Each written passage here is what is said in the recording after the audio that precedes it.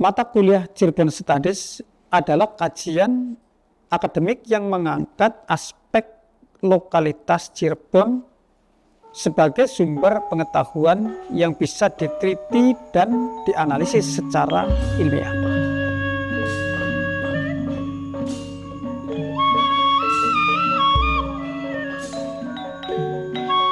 Assalamualaikum warahmatullahi wabarakatuh.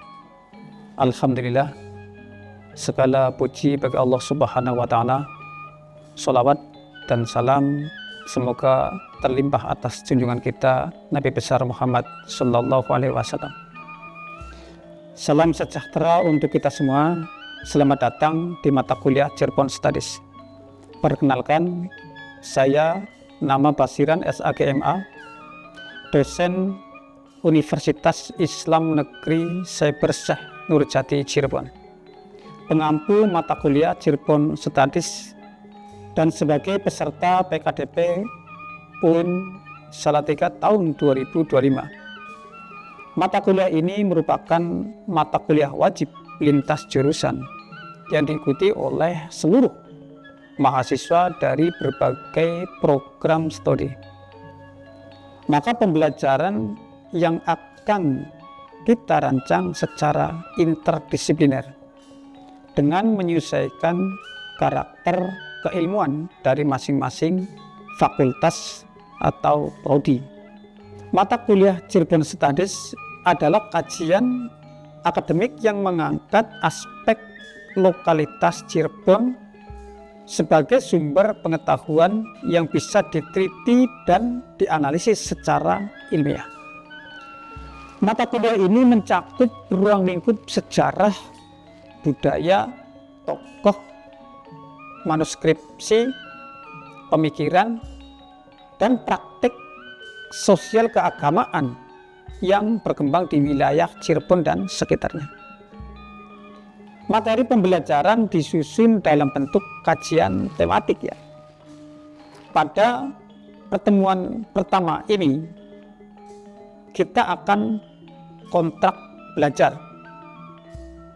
Setelah kontrak belajar pada pertemuan pertama, selanjutnya kita akan masuk pada pertemuan kedua, yaitu materi kuliah umum sebagai orientasi awal. Pertemuan ketiga dan keempat membahas sejarah dan dinamika kerajaan Cirebon. Pertemuan kelima mendalami Islam dan perang Wali Songo di Cirebon.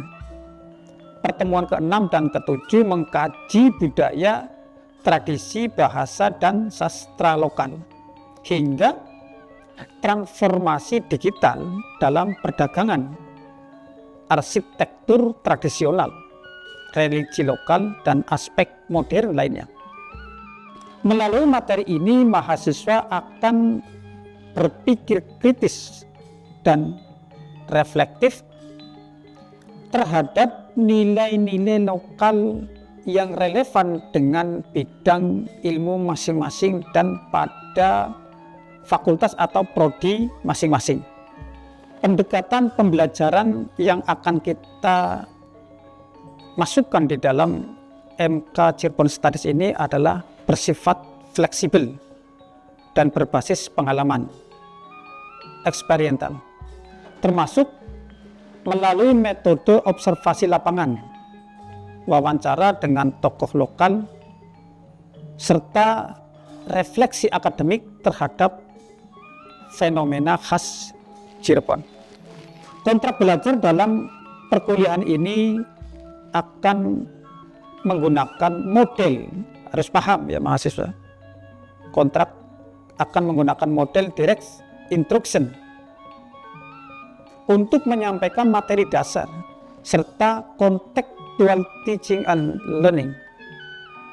Untuk apa? Untuk mengkaitkan materi dengan konteks keilmuan masing-masing mahasiswa yang ada pada fakultas dan prodi masing-masing.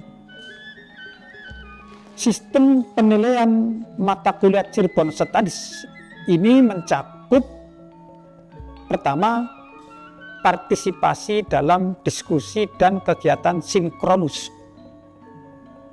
Kedua, tugas observasi lapangan atau studi kasus. Ketiga, refleksi individu atau kelompok. Yang keempat, penugasan akhir berbasis riset awal, kemudian mempraktekkan untuk submit jurnal. Rangkaian pertemuan ini dirancang secara progresif ya, dimulai dari materi historis, lalu budaya dan sosial, kemudian beralih kepada tema-tema kontemporer dan digitalisasi. Seperti apa? Pertama, seperti transformasi digital dalam perdagangan. Ini pertemuan ke-9.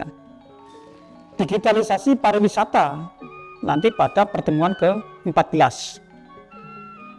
Dan modernisasi dan perubahan sosial pertemuan ke-15.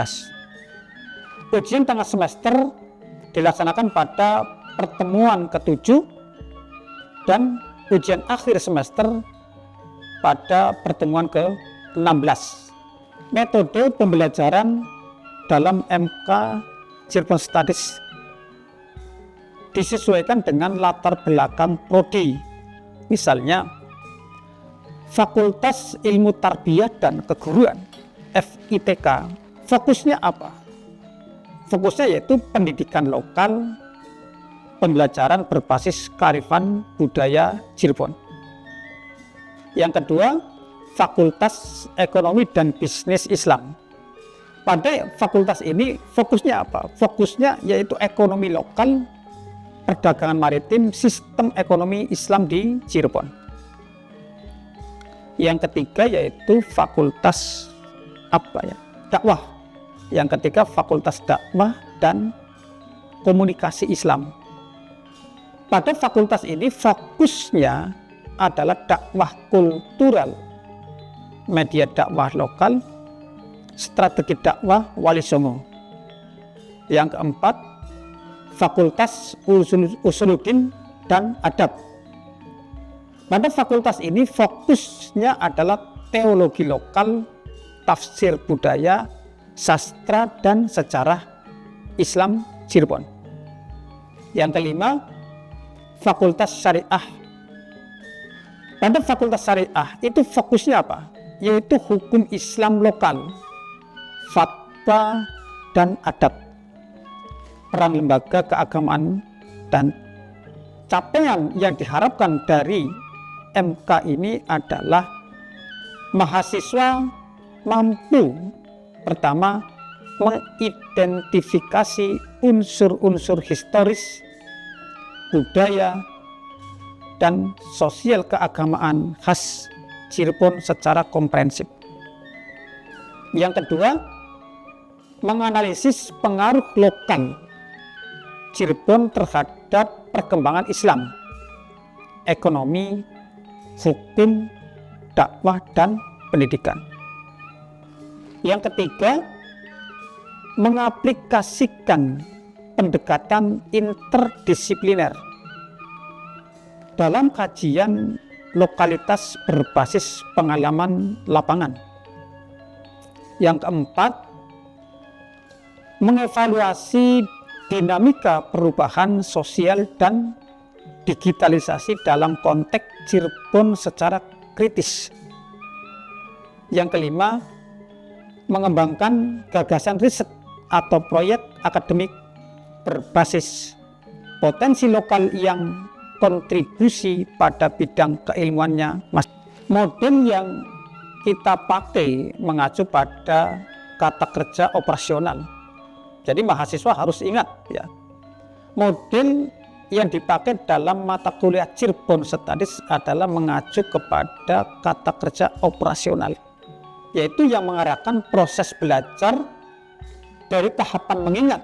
Tahapan mengingat itu apa? C1 memahami, C2 menerapkan, C3 menganalisis, C4 mengevaluasi C5 hingga mencipta C6.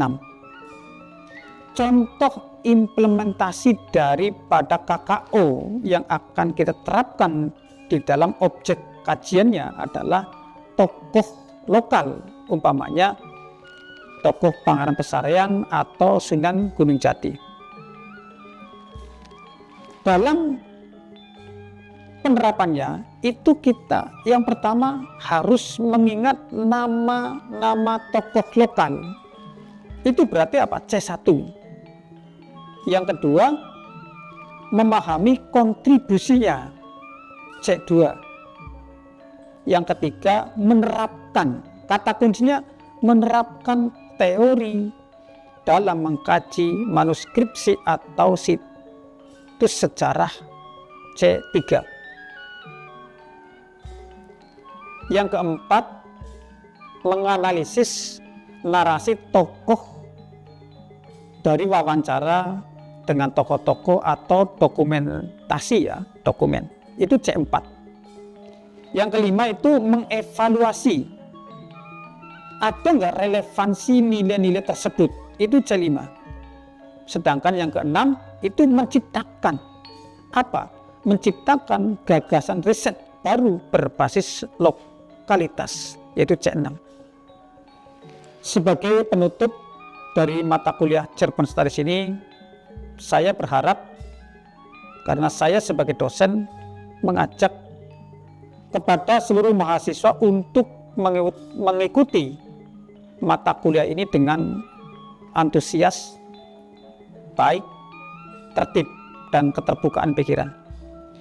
Mari kita lihat Cirebon bukan hanya sebagai warisan masa lalu, tetapi sebagai ruang belajar, sumber riset, dan medan refleksi akademik yang kaya dan relevan. Semoga perkuliahan pertama ini memberi kontribusi nyata dalam pengembangan keilmuan saudara pada prodi masing-masing. Demikian, terima kasih. Wassalamualaikum warahmatullahi wabarakatuh.